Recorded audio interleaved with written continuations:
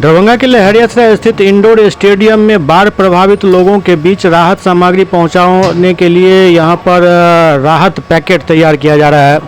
यहां से तैयार राहत पैकेट एयरपोर्ट पहुंचाया जा रहा है, जहां से हेलीकॉप्टर के माध्यम से बाढ़ प्रभावित इलाके में ये राहत सामग्री गिराया जा रहा है ताकि बाढ़ प्रभावित लोगों के बीच राहत सामग्री पहुंच सके।